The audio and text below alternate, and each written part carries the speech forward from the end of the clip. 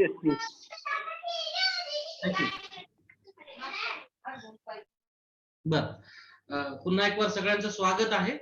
आजचा आपला जो विषय आहे तो फक्त प्रगटीकरण म्हणजे काय आहे आणि ह्या प्रगटीकरणात मध्ये आपण त्याचं जे लिखाण आहे तर प्रगटीकरणात लिखाण म्हणजे काय आणि याचे जे प्रकार आहेत तर त्याकडे आपण पाहणार आहोत. ओव्हरऑल प्रगटीकरण म्हणजे आपण पाहत आहोत सर्वसाधारणपणे त्याच्यामध्ये काय काय आहे, काय काय कशा प्रकारे जे आहे. तर कालच्या दिवसामध्ये आपण एक व्याख्या पाहिली होती प्रगटीकरणाची. व्याख्या म्हणण्यापेक्षा छोटस त्याचा अर्थ आपण पाहिला होता की प्रगटीकरण म्हणजे काय आहे नेमकं. तर एखादी गुप्त ठेवलेली जी गोष्ट आहे ती प्रगट करणे किंवा एखादं झाकलेलं जे आच्छादन आहे ते उघड करणे. आणि हा शब्द कुठून आलेला आहे तर तो मूळ ग्रीक भाषेतील अपोकॅलिप्सिस नावाचा शब्द आहे. अपोकॅलिप्सिस, तर या शब्दाचं ते भाषांतर आहे. आणि तर एक मिनिट, मला हा फोन घ्यावा लागला आहे. हा मी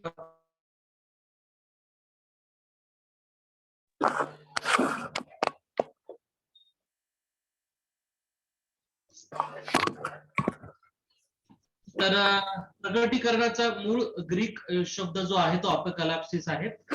या शब्दाचं भाषांतर जेव्हा आपण पाहतो तर जे आहे तर इंग्लिश मध्ये त्याला रेव्हलेशन म्हटलेलं आहे. त्याला आपण पाहतो की अनवेलिंग और unfolding things not previously non and which could not be known apart from the unveiling.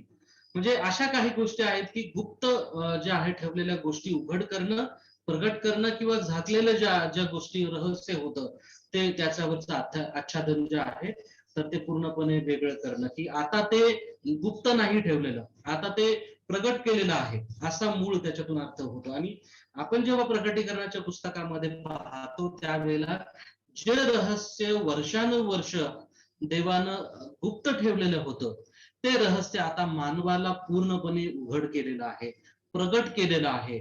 त्याच्यावरती झाकलेले जी त्या ठिकाणी आपण म्हणतो आच्छादन आहे ते आता आच्छादन देवाने काढून टाकलेलं आहे. आणि म्हणून हा शब्दच म्हणजे टायटल आपण पाहतो की पहिल्या अध्यायामध्येच दिलेला आहे, पहिल्या अध्यायात पहिल्या वचनामध्येच तिथून हे घेण्यात आलेलं आहे. आणि म्हणून आपण प्रगटीकरणाच्या पुस्तकाकडे पाहताना ही प्रकट केलेलं त्या ठिकाणी आहे. आता पुढे जाताना दोन गोष्टींमध्ये मला महत्वाचा फरक या ठिकाणी सांगायचा आहे. प्रगटीकरण आणि भविष्यवाणी यामध्ये फरक आहे. तो कसा? कारण भविष्यवाणी ज्या वेळेला आपण बोलतो किंवा म्हणतो तर भविष्यवाणी कशाविषयी असते? भविष्याविषयी असते. आणि मग भविष्यामध्ये घडणाऱ्या घटना ज्या आहेत त्यांच्याविषयी एखादा संदेश आपण पाहतो बायबलमध्ये, त्याला परमेश्वरानं ती भविष्यवाणी दिलेली असते. आणि मग तो जो आहे तो मंडळीला किंवा इस्रायल लोकांना देखील जुन्या करारामध्ये तो सांगत असायचा. परंतु प्रगटीकरण ज्यावेळेला आपण म्हणतो तर भविष्यवाणी ही भविष्याविषयी आहे, परंतु प्रगटीकरण म्हणजे काय, त्याचा अर्थ होतो की रहस्य प्रगट करणं. आणि मग रहस्य कोणतं आहे? कदाचित ते रहस्य भूतकाळाविषयी असेल, भूतकाळामध्ये घडलेल्या घटनांबद्दल असेल, किंवा काही गोष्टी ज्या आहेत भूतकाळामध्ये देवानं सांगितलेल्या आहेत त्याविषयीचं ते प्रगट केलेलं रहस्य आहे, किंवा वर्तमान काळात आता ज्या घडणाऱ्या घटना आहेत त्याच्या मधून त्याच्यामध्ये आपल्याला देवानं त्याचा अर्थ स्पष्ट करून किंवा उलगडून सांगितलेलं आहे. आणि तिसरं महत्वाचं भविष्याविषयी देखील प्रगटीकरण, की भविष्यामध्ये घडणाऱ्या ज्या घटना आहेत आणि सांगितलेल्या भविष्यवाण्या आहेत या भविष्यवाण्यांचा अर्थ उलगडून सांगितला गेलेला आहे, याला प्रगटीकरण आपण म्हणतो. आणि म्हणून भविष्यवाणी आणि प्रगटीकरण यामध्ये फरक आपल्याला अगोदर माहिती असणं गरजेचं आहे, की प्रगटीकरण हे भविष्य संबंधानं देखील असू शकतं, वर्तमान काळाविषयी असू शकतं, किंवा प्रगटीकरण हे भूतकाळाविषयी असू शकतं. परंतु फक्त काळामध्ये आपण त्याला फक्त काय म्हणू आपण त्याला संकुचित ठेवू नये, परंतु देवाविषयीचं देखील रहस्य आहे. ते कुठल्या काळामध्ये आपण त्याला ठेवू शकत नाही, भूतकाळात, भविष्य काळात किंवा वर्तमान काळात, परंतु देवाविषयीचं रहस्य. मनुष्य कोण आहे, त्याचं जीवन आणि त्याचं भावी आयुष्य याबद्दलची जी सत्यता आहे ही प्रगट करणं देखील त्याला आपण म्हटलं. आणि म्हणून प्रगटीकरण हे भविष्य मधील अर्थ प्रकट करणं हा पण त्याचा अर्थ होतो, किंवा एखादं गुप्त ठेवलेली गोष्ट उघड करणं देखील त्याचा अर्थ होतो. देवाविषयी, मनुष्याविषयी, सैतानाविषयी, देवाचं राज्य, अंतिम जो युग आहे, युगाचा त्या ठिकाणी न्याय कशा रीतीने होणार आहे, आणि वेगवेगळ्या गोष्टी त्याच्यामध्ये दिलेल्या आहेत. तर आता मेन मूळ प्रॉब्लेम काय होतं, की प्रगटीकरणाचं पुस्तक वाचताना लोक कन्फ्यूज का होतात? कारण इतर जे बायबलमधील पुस्तकं आहेत त्या इतर पुस्तकांपेक्षा याची जी शैली आहे ती पूर्णपणे वेगळी आहे. म्हणजे आपण बायबलमधील इतर पुस्तकं ज्या वेळेला वाचतो त्याच्यामध्ये समजा पत्र आपण वाचले तर आपल्याला स्पष्टपणे कळतं की पत्र काय, कशा रीतीने. आणि जुन्या करारातले इतिहासाची पुस्तकं असतील, स्तोत्र संहिता असेल, आणि आपण संदेश त्यांनी लिहिलेले जी पुस्तकं आहेत ती ज्या वेळेला वाचतो त्यावेळेला आपल्याला त्या ठिकाणी उलगडा त्याचा करता येतो. परंतु प्रगटीकरणाच्या पुस्तकामध्ये वेगवेगळ्या भाषा शैली एकत्र आल्यामुळं, मग त्याच्यामध्ये पत्र आहे, त्याच्यामध्ये प्रगटीकरण आहे, त्याच्यामध्ये भविष्यात्मक लेख आहेत, भविष्य सांगितलेलं आहे ते देखील प्रगट केलेलं आहे. आणि हे सांगताना वेगवेगळ्या प्रकारचे ते आपण पाहतो चिन्ह, सिम्बॉल्स वापरलेले आहेत, वेगवेगळ्या प्रकारचे प्रतीक वापरण्यात आलेली आहेत. आणि भाषा शैली जी आहे वेगवेगळ्या त्या ठिकाणी आपण म्हणतो ना ॲलोगोरिकल, अलंकारिक रीतीची भाषा वापरण्यात आलेली आहे. आणि म्हणून नेमकं कुठं अलंकारिक त्या ठिकाणी आहे, कुठे शब्दशः अर्थ लावायचा, ह्या गोष्टीचं त्या ठिकाणी गोंधळ होत असल्या कारणामुळं काय होतं की पुष्कळ लोकांना प्रगटीकरण समजण्यासाठी अवघड जातं. दुसरी गोष्ट, प्रगटीकरणाविषयी लोकांची त्या ठिकाणी एक भावना झालेली आहे, आणि मनामध्ये त्या ठिकाणी सैतानानं एक प्रकारची भीती बसवलेली आहे की हे तुला समजणार नाही. आणि हे मुळात देवाच्या इच्छेच्या विरुद्ध आणि देवाच्या योजनेच्या विरुद्ध आहे. आणि सैतान काय करतो, तर सैतान देवाच्या कार्याला अडथळा घालणारा तो आहे. आणि सैतानाला माहिती आहे की प्रगटीकरण जर लोकांना समजलं, किंवा बायबल जर व्यवस्थित लोक वाचायला लागले आणि त्यातला वचनाचा अर्थ त्यांना जर समजायला लागला, तर ते पापापासून दूर जाऊन पश्चाताप करून देवाच्या राज्याकडे वळतील, देवाकडे वळतील. आणि म्हणून तो नेहमी काय करतो, आपल्याला बायबल पासून, बायबल मधील वचनांचा अर्थ समजून घेण्यापासून कसंही दूर ठेवावं हा त्याचा प्रयत्न असतो. आणि विशेष करून प्रगटीकरणाच्या पुस्तकाबद्दल देखील हेच होतं. त्यात भर अशी की आपले पाळक वर्ग, आपले जे सेवक वर्ग आहेत ते देखील ज्या वेळेला हा विषय शिकवतात तर त्याला इतकं एक्झॅजरेट करतात, अतिशयोक्ती करून सांगण्याचा प्रयत्न करतात. प्रगटीकरण म्हणजे देवाचं रहस्य असं आहे, आणि ते असं बोलल्यानंतर एक प्रकारची भीती मनुष्याच्या मनामध्ये बसते. अरे नाही वाटत, काहीतरी वेगळं काहीतरी आहे, रहस्य ठेवलेलं देवाने होतं, पवित्र आत्म्याविषयी ते आहे, सैतानाविषयी ते आहे, आणि मग त्याच्यामध्ये वेगवेगळ्या प्रकारचे श्वापद सांगितलेले आहेत, 66 आकडा काय आहे, आणि मग ते शिक्के फुडले आणि किती महासंकटाचा काळ. आणि ही सगळं ज्या वेळेला आपण पाहतो त्यावेळेला पुष्कळ लोकांना त्याची भीती एक प्रकारची बसते, एक संभ्रम बसतो. नाही, ते वाचलं तर कदाचित आपल्यावरती ते फार मोठं एक दडपण आल्यासारखं त्या ठिकाणी होतं. आता हे जे दडपण आहे हे दोन प्रकारचं दडपण असू शकतं. तर हे दडपण एक तर आपल्याला ते समजत नाही म्हणून येणारं, आणि जे वातावरण आपल्या भोवती तयार केलं गेलेलं आहे त्यामुळे येणारं ते दडपण कदाचित असू शकेल. दुसरं, प्रकटीकरणाच्या पुस्तकाचा अभ्यास करताना येणारं जे दडपण आहे तर ते पापामुळे येणारं दडपण कदाचित असू शकेल. कारण का, की मनुष्याला हे ठाऊक आहे की आपण पापी आहोत, आणि प्रगटीकरणाचं पुस्तक तर पापी लोकांचा कसा न्याय होणार आहे आणि त्यानंतर या संपूर्ण जगाचा, या युगाचा अंत कसा होणार आहे याच्या गोष्टी त्याच्यामध्ये सांगितलेल्या आहेत. आणि म्हणून कदाचित या पापामुळं आणि या पापाच्या दडपणाखाली राहून काही लोक जे आहेत तर ते स्वतःला प्रगटीकरणाच्या पुस्तकापासून दूर ठेवण्याचा प्रयत्न करतात. का?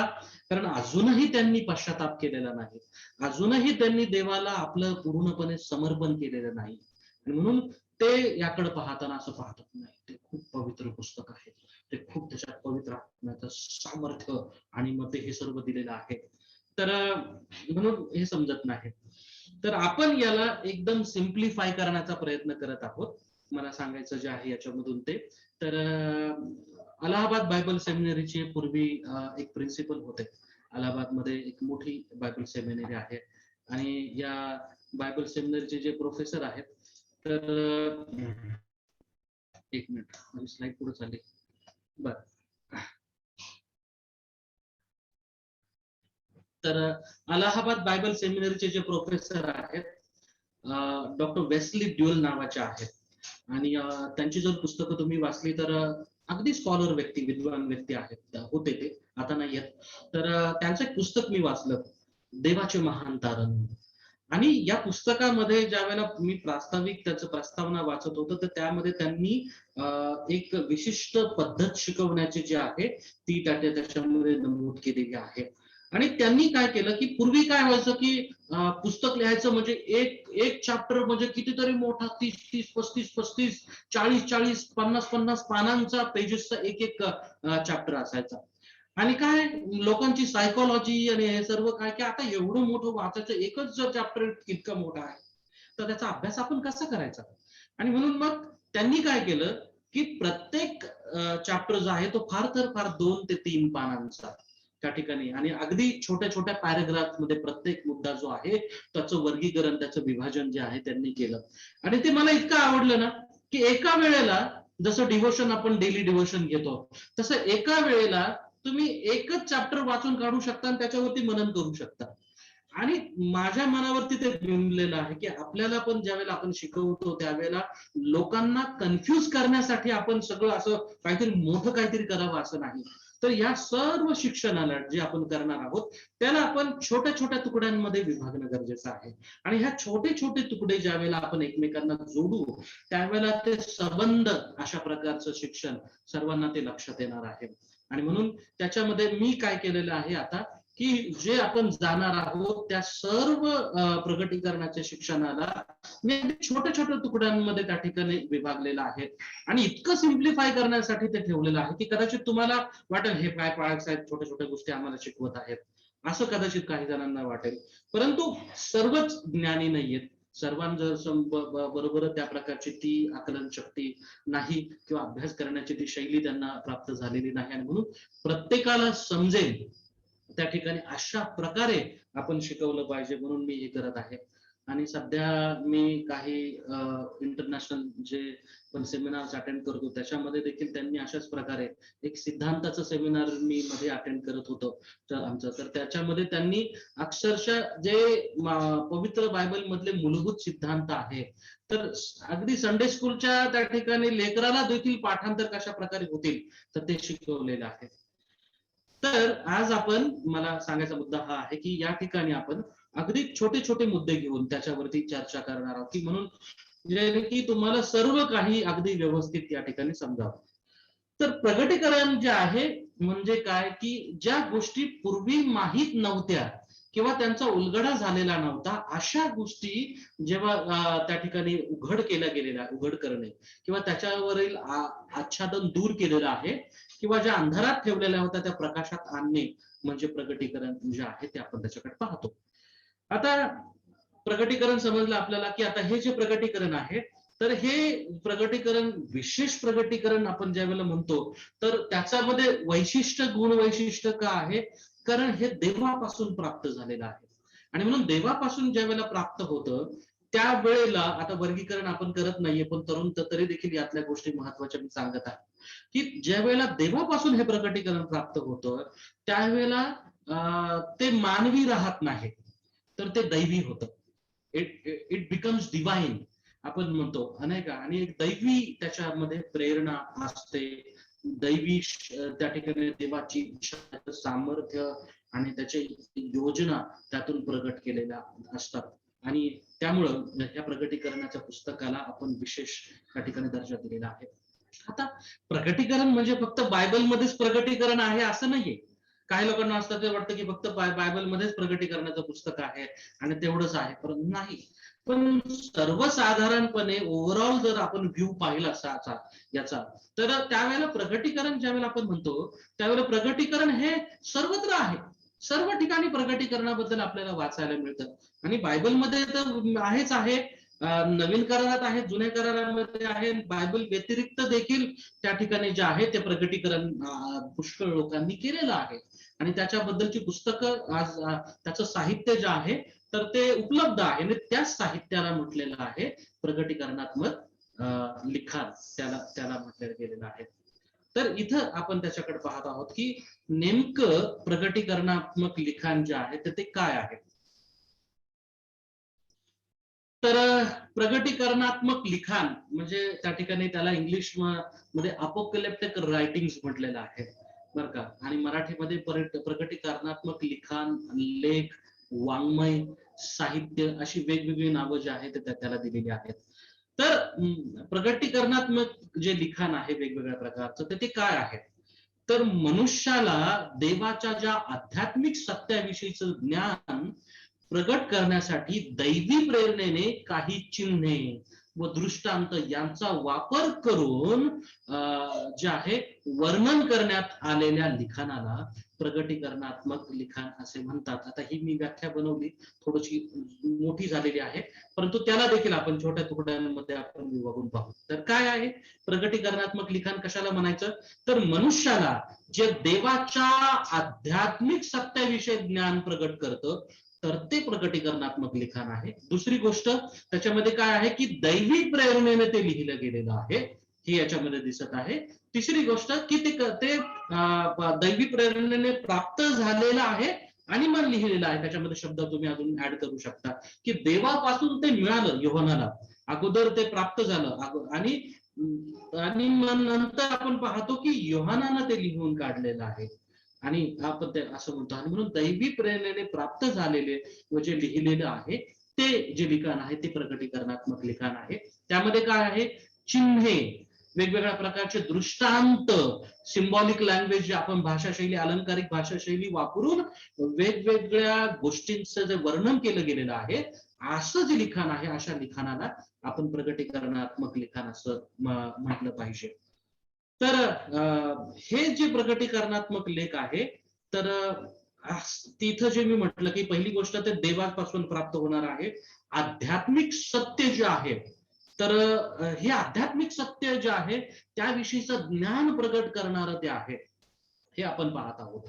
तर मनुष्याला हे आध्यात्मिक सत्य त्या ठिकाणी समजणं गरजेचं आहे. आणि पुष्कळ जणांनी मागे देखील मला हा प्रश्न विचारला की सत्य काय आहे. नाही, आता मी त्याच्यावर संदेश देणार नाही, त्याच्यावरती आपल्याला माहिती आहे की पुष्कळ गोष्टी त्याच्यामध्ये आहेत. सत्य काय आहे पण जाणून घेण्यासाठी. आणि येशूनं तेच म्हटलं की मार्ग, सत्य आणि जीवन जे आहे तर मीच आहे. परंतु आता हे जे आध्यात्मिक सत्य ज्या वेळेला आपण म्हणतो, आध्यात्मिक म्हटल्यानंतर आध्यात्मिक शब्द म्हणजे आत्मिक. आत्मिक सत्य हे देवाशी संबंधित असणारं सत्य आहे. म्हणजे काय की प्रगटीकरण काय आहे. तर मुळात सगळ्यात पहिली गोष्ट आपल्याला हे समजून घेणं आवश्यक आहे की देवाशी संबंधित असणारं जे काही सत्य आतापर्यंत गुप्त ठेवलेलं होतं ते जे उघड करण्यात आलेलं आहे ते प्रगटीकरण आहे. आणि ते ते लिहून काढण्याचं जे काम केलं गेलेलं आहे त्याच्या वेगवेगळी पुस्तकं, वेगळे ग्रंथ तयार झालेले आहेत. हे ग्रंथ म्हणजे प्रगटीकरणात्मक साहित्य, वाङ्मय किंवा लिखाण किंवा इंग्लिशमध्ये त्याला अपोक्रिफल रायटिंग्स आपण म्हणतो.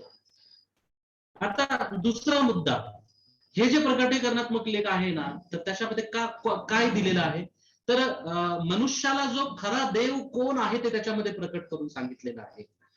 या मनुष्याचं या युगानंतरचं जे भावी जीवन आहे ते कशा प्रकारचं असं असणार आहे, मनुष्य कोण आहे व त्याचं भावी, ज्या गोष्टी मनुष्याला आतापर्यंत ठाऊक नव्हत्या. म्हणजे आता उदाहरणार्थ मेल्यानंतर काय होतं कोणाला ठाऊक आहे का. नाही, कारण आपण कसे आहोत, जिवंत आहोत. कोण सांगू शकतं की मेल्यानंतर काय होतं आणि काय नाही. की जो व्यक्ती मेलेला आहे आणि आपण म्हणू की तो पुन्हा जिवंत झाला, कदाचित तो सांगू शकेल. किंवा आपण म्हणू की मेल्यानंतरच आपल्याला समजणार आहे की कोणत्या गोष्टी कशा आहेत, पुढच्या काळामध्ये काय होणार आहे. परंतु पहा, देवाची महान कृपा इतकी महान आहे किंवा अद्भुत आहे की देवानं आपल्याला मरण्या अगोदरच मनुष्याचं भावी जीवन कसं असणार असेल त्याविषयीचं रहस्य जे आहे ते आपल्याला प्रगट केलेलं आहे. किती तो दयाळू परमेश्वर आहे की त्यानं प्रगटीकरणाचं पुस्तक आपल्याला अशासाठी दिलं की आपण अस्वस्थ होऊ नये. त्यानं आपल्याला हे सर्व रहस्य अशासाठी प्रगट केलं की आपल्याला अंतःकरणामध्ये त्या ठिकाणी मोठी शांती असायला पाहिजे, की आपल्याला शांती प्राप्त व्हावी, की आता माझं कसं होईल, मी मेल्यानंतर काय होईल, या जगाचं काय होईल, कोरोना त्याच्यामध्ये जर वेगळं अजून काही झालं तर काय होईल. ही जी चिंता, ही काळजी आणि ही अस्वस्थता आहे, तर परमेश्वर जो जिवंत परमेश्वर आहे, त्या जिवंत देवाची जी लेकरं आहेत त्यांना व्यवस्थित रीतीने त्या ठिकाणी समजावं आणि त्यांच्या अंतःकरणामध्ये परमेश्वराची, ख्रिस्ताचे राज्य, शांती प्रस्थापित व्हावी, याचा हा हेतू उद्देश आहे. आणि म्हणून आपण पाहतो की हे कसं असेल भावी काळ, हे परमेश्वराने प्रगट केलेलं आहे आपल्या मनुष्याविषयी. आणि फक्त मनुष्याविषयी नाही, तर याचा मूळ हेतू आहे ते येशू ख्रिस्ताविषयीचं रहस्य जे आहे ते मनुष्याला प्रगट करावं. मनुष्याला म्हणण्यापेक्षा आपण शब्द वापरूया मंडळीला, चर्च जे आहे, मंडळीला, ख्रिस्ती विश्वासणाऱ्यांना येशू ख्रिस्ताविषयीचं रहस्य जे आहे ते प्रगट केलेलं आहे. आता येशू ख्रिस्ताविषयीचं रहस्य पौल देखील याच्याबद्दल बोलतो बरं का. आणि पुष्कळ ठिकाणी याच्यामध्ये योहानाच्या शुभवर्तमानामध्ये देखील आपल्याला वेगवेगळ्या ठिकाणी ही थीम जी आहे येशू विषयाचं रहस्य आहे. तुम्ही त्याच्यावरती कदाचित वेगळा अभ्यास करू शकाल. तर ते रहस्य काय आहे येशू विषयीचं त्याबद्दल सांगितलेलं आहे. पौल म्हणतो की ते रहस्य मला कळवलं गेलं आणि मी ते तुम्हाला कळवलेलं आहे. पण आता हे रहस्य तिथं कॉमा दिलाय आणि पुढं येशूचं येणार म्हणजे आगमन जे आहे, दुसरं आगमन, त्याविषयी युद्ध, संकटे, आणि मग या युद्धाच्या काळामध्ये सैतानाचा पराभव, मग ख्रिस्ताचा विजय कशा रीतीने होणार आहे, मग देवाचं राज्य कशा प्रकारे स्थापित होणार आहे, या जगाचा मग न्याय, येशू ख्रिस्त जेव्हा राज्य करण्यासाठी दाविदाच्या त्या ठिकाणी सिंहासनावर बसेल त्यावेळेला त्याच्यानंतर कशा रीतीने राज्य तो करेल, या सर्व गोष्टींविषयी देवानं आगाऊ आपल्याला सर्व काही सांगून ठेवलेलं आहे. आणि हे सत्य आहे, हे खोटं नाहीये, हे काल्पनिक नाहीये. ग्नॉस्टिसिझम नावाचा एक पंथ आहे. हा जो ग्नॉस्टिसिझम नावाचा पंथ आहे, आपण त्याच्याबद्दल नंतर पाहणार आहोत, पण हा जो पंथ आहे, हा पंथ काय करतो की प्रगटीकरणाच्या पुस्तकाकडं ते काल्पनिक रीतीने पाहतो. ते काय म्हणतात की काल्पनिक रीतीने त्या ठिकाणी हे पुस्तक जे आहे ते लिहिलेलं आहे आणि या कल्पना रंगवलेल्या आहेत. जसं आपण आता या ठिकाणी बोलायला हरकत नाही, कुठल्या काल्पनिक कथा आहेत आपल्याकडं आपल्या भारतामध्ये? महाभारत, नाही का? तर अशा महाभारतासारख्या ज्या काही आहेत, तर या काल्पनिक कथा आहेत, हे आपल्याला माहिती आहे. तुम्ही गुगलवर सर्च करा, मी त्यावरती जास्त त्या ठिकाणी सांगणार नाही. परंतु काल्पनिक कथा आपण म्हणतो, उदाहरणार्थ अजून जर द्यायचं म्हटलं तर CS लेविस जे आहेत त्यांची क्रॉनिकल्स ऑफ नार्निया नावाची त्या ठिकाणी कादंबरी आहे. तुम्ही ही वाचली तर तुम्ही पाहिलं किंवा त्याच्यावर चित्रपट निघाला तर त्याच्यामध्ये तुम्हाला त्या ठिकाणी काल्पनिक कथा रंगवलेल्या दिसतात, कल्पना त्या ठिकाणी केलेल्या आहेत. आणि परंतु नॉस्टिक लोक प्रकटीकरणाकडे पाहताना ते म्हणतात याच्यात सत्य नाही आणि हे काल्पनिक आहे. परंतु आपण ज्या वेळेला बायबल किंवा प्रगटीकरणाच्या पुस्तकाकडे पाहतो त्यावेळेला आपल्याला आपल्या अंतःकरणामध्ये हा विश्वास असायला पाहिजे की प्रगटीकरणामध्ये सांगितलेल्या ज्या पण काही गोष्टी आहेत त्या सत्य आहेत, खोटं काही लिहिलेलं नाही. योहानाने काहीतरी ऐकलं वेगळं वेगळं काहीतरी लिहिलं, असं ते असं नाहीये. म्हणून ही गोष्ट आपण अंतःकरणामध्ये आपला जो विश्वास आहे त्याकडे येणार आहोत. आपण आपला विश्वास काय आहे, बायबलची ऑथॉरिटी काय आहे ते आपण पाहणार आहोत. परंतु इथल्या मुद्द्याचं पुरतं जे आहे तर हे रहस्य प्रगट करणार हे आहे. तिसरा मुद्दा जो आहे याच्यामध्ये की हे प्रगटीकरण जे आहे तर दैवी प्रेरणा मिळालेल्या व्यक्तीच प्रगट करू शकतात. म्हणजे काय की विशेष प्रगटीकरणाबद्दल या ठिकाणी बोलत आहे की काही विशेष प्रगटीकरण आहेत की जोपर्यंत त्या दैवी प्रेरणा त्या व्यक्तींना मिळत नाहीत तोपर्यंत त्यांना त्या प्रगट करता येऊ शकणार नाहीत. आणि ज्यांना ही देवाची प्रेरणा मिळालेली आहे आणि तेच त्या ठिकाणी प्रगट करू शकतात. गुप्त ठेवलेली जी देवाचे सत्य आहेत ते समजून घेण्यासाठी दैवी कृपेने आत्मिक दृष्टी त्या व्यक्तीला प्राप्त होते. आपण पाहतो ना, म्हणजे योहान ज्या वेळेला बोलतो त्यावेळेला तो म्हणतो की प्रभूच्या आत्म्याने मी संचरित झालो आणि मग त्याला ती दृष्टी प्राप्त झाली आणि मग त्याने पाहिलं. त्याचे डोळे उघडले गेले आणि मग त्यांनी स्वर्गाचा त्या ठिकाणी साक्षात्कार पाहिला. जी दिलेले आहेत त्याबद्दल सांगितलेलं आहे. तर इथं होतं की त्या व्यक्तीला काय होतं, प्रगटीकरण दैवी आत्मिक दृष्ट होते आणि मग त्यांना चिन्हांच्या द्वारे, दृष्टांत आहे, काही वेळेला स्वप्नांच्या द्वारे आणि कधी कधी देवदूत जे आहेत, तर देवदूतांच्या द्वारे देखील त्या ठिकाणी काय होतं की प्रगटीकरण जे आहे तर हे आपल्याला प्राप्त होत असतं. माझं इंटरनेट कनेक्शन थोडस आहे, पण जर थांबलं किंवा काय झालं तर तुम्ही मला त्या ठिकाणी कुणीतरी ऑन करून सांगितलं तर बरं होईल, कारण मी पूर्ण स्लाइड जी आहे ती मोठी केलेली आहे. बर, तर गुप्त ठेवलेले सत्य समजून घेण्यासाठी दैविक कृपेने आत्मिक दृष्टी प्राप्त होते आणि चिन्हांच्या द्वारे, वेगवेगळ्या दृष्टांताच्या द्वारे, स्वप्न आहेत स्वप्नांच्या द्वारे आणि कधी कधी तर देवदूतांचा देखील परमेश्वर काय करतो, उपयोग करून घेतो आणि ते रहस्य प्रकट करण्यासाठी किंवा त्याचा अर्थ स्पष्ट करण्यासाठी देवदूत जे आहेत त्या विशिष्ट निवडलेल्या व्यक्तीला मदत करत असतात, म्हणून तो केला जातो. हे आपल्याला याच्यातून दिसत आहे. काल आपण हा मुद्दा पाहिलेला होता. मानवी बुद्धीने आपण या रहस्यांचा उलगडा आपण करू शकत नाही, कारण मनुष्याचं ज्ञान हे या या रहस्यांपुढे अपूर्ण आहे, नाही का, या रहस्यापुढे. आणि फक्त देवच ज्या ठिकाणी आपल्याला आपण म्हणतो आहोत की याचा अर्थ आपल्याला स्पष्ट करू शकतो. सत्यता काय आहे, केवळ देवच या रहस्यांचा अर्थ स्पष्ट करू शकतो. उदाहरण आपण घ्यायचं म्हटलं तर या उदाहरणामध्ये आपण उत्पत्ती जर पाहिलं, योसेफाच्या काळामध्ये आपण जाऊ आणि तिथं 40वा अध्याय आणि 41व्या अध्यायामध्ये आपण पाहिलं तर जो मिसर देशाचा राजा जो फारो होता, या फारोला त्या ठिकाणी वेगळी स्वप्न पडलेली आहेत आणि त्याचा अर्थ काय आहे, त्याने कितीतरी लोकांना बोलवलं, त्याचे जे पंडित होते, पुजारी होते, शकून मुहूर्त पाहणारे संदेष्टे होते आणि त्यांनीही त्यांना कोणालाही त्याचा अर्थ जो आहे तो समजला नाही. परंतु ज्या वेळेला योसेफाविषयी त्याला कळालं, त्यावेळेला तो प्रश्न विचारत आहे की योसेफाला माझ्या स्वप्नाचा अर्थ सांगता येईल काय, असं तो त्या ठिकाणी विचारत आहे. परंतु योसेफ त्याला काय सांगतो, 41वा अध्याय 16व्या वचनामध्ये योसेफ त्याला म्हणतो, मी सांगणारा कोण, मनुष्य देवाच्या रहस्यांचा उलगडा आणि त्याचा स्वप्नांचा अर्थ कधीही सांगू शकत नाही. योसेफ त्या ठिकाणी सांगत आहे, तो काय म्हणत आहे की फारोला शांतीचे उत्तर फक्त देवच देईल, असं या ठिकाणी म्हणत आहे. फारोला कोण शांतीचं उत्तर कोण देऊ शकतं, त्या ठिकाणी फक्त देवच जे आहे तर तो देऊ शकतो.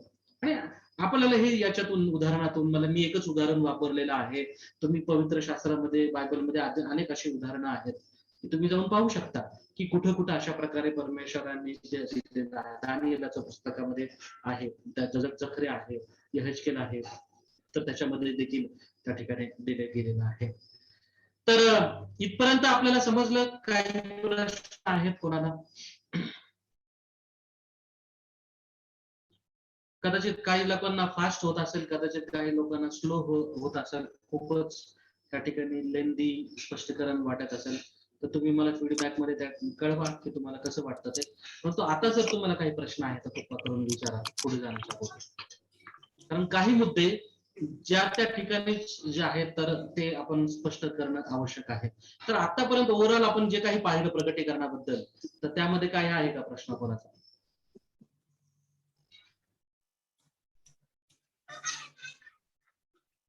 कोणाचा माईक ऑन आहे? नाही, ठीक आहे, थँक्यू.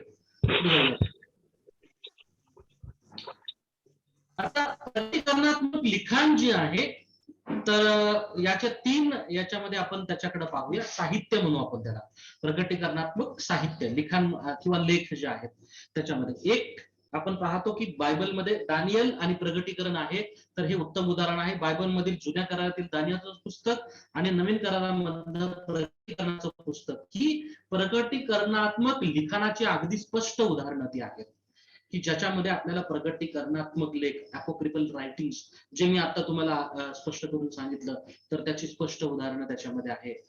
हे काही सांगायला नको आपल्याला, आणि म्हणून मी तुम्हाला वारंवार ते सांगत आहे की प्रगटीकरणाचं पुस्तक तुम्ही एकदा वाचून घ्या, दानिएलाचं पुस्तक देखील तुम्ही वाचावं त्याच्याबरोबर, की जेणेकरून आपल्याला हे दोन्ही आपल्याला स्पष्ट रायटिंगचे बुक्स आहेत त्या ठिकाणी दिसतं. आता बायबलमध्ये इतर देखील ठिकाणी प्रगटीकरणात्मक लिखाण आहे. प्रगटीकरणात्मक जे लिखाणात आहे अशा प्रकारची इतर देखील ख्रिस्ती साहित्यामध्ये व यहुदी साहित्यामध्ये देखील इतर लिखाण आणि पुस्तकं उपलब्ध आहेत.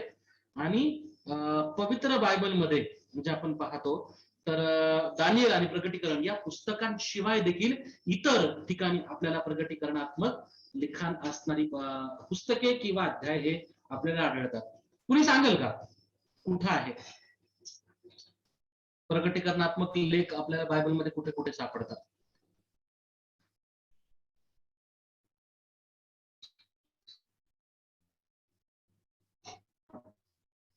दानियेलाचं पुस्तक आणि प्रगटीकरणाचं पुस्तक हे जर आपण सोडले तर बायबलमध्ये कुठे कुठे आपल्याला प्रगटीकरण जे आहे ते ती भाषा शैली किंवा प्रगटीकरणात्मक अध्याय लेख आपल्याला सापडतात? यशायामध्ये. Very good. चुकलं चुकू द्या, बोला. पण यशायामध्ये आहे. छान. आणखी